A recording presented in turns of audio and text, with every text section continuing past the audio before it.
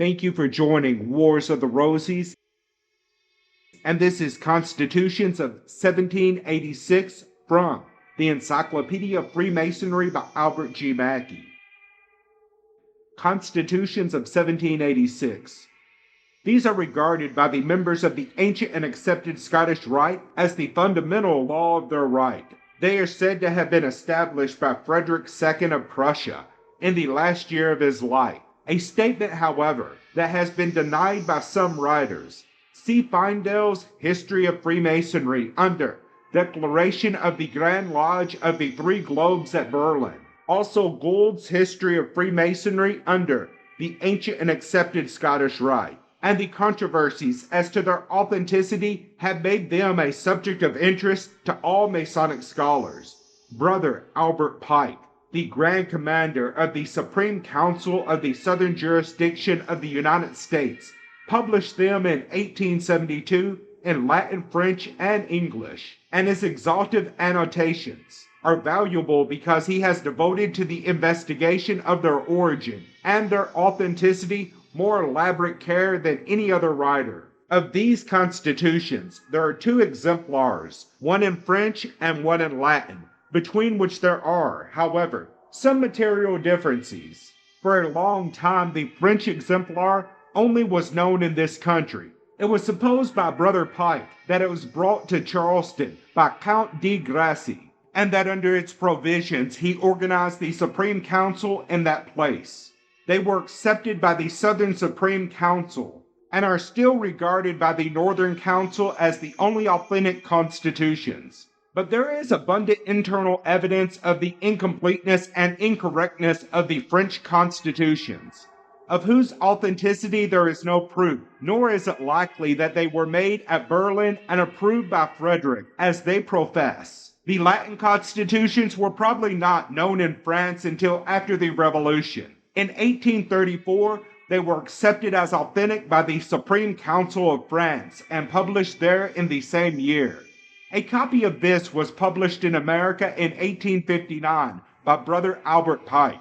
These Latin constitutions of 1786 have been recently accepted by the Supreme Council of the Southern Jurisdiction in preference to the French version. Most of the other Supreme Councils, those namely of England and Wales, of Italy and South America, have adopted them as the law of the Rite, repudiating the French version as of no authority. The definite and well-authorized conclusions to which Brother Pike has arrived on the subject of these constitutions have been expressed by the eminent Mason in the following language.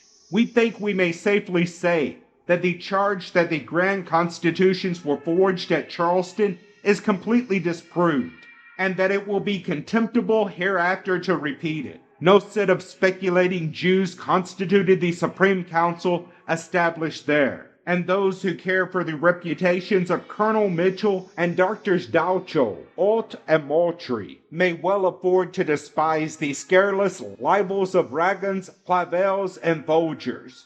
And secondly, that it is not by any means proven or certain that the constitutions were not really made at Berlin, as they purport to have been, and approved by Frederick. We think that the preponderance of the evidence, internal and external, is on the side of their authenticity, apart from the positive evidence of the certificate of 1832.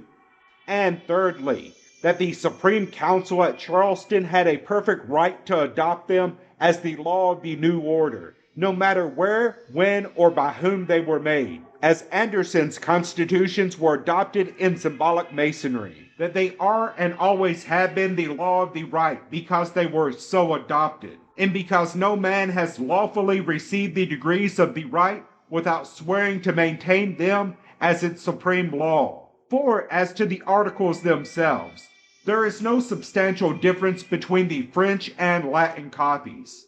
And fourthly, that there is not one particle of proof of any sort, circumstantial or historical, or by argument from improbability, that they are not genuine and authentic, and law documents of great age, found in the possession of those interested under them, to whom they rightfully belong, and with whom they might naturally be expected to be found, are admitted in evidence without proof to establish title or facts. They prove themselves, and to be avoided must be disproven by evidence. There is no evidence against the genuineness of these grand constitutions.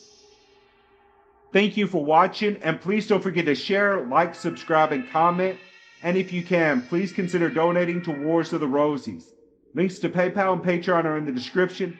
Thank you so very much.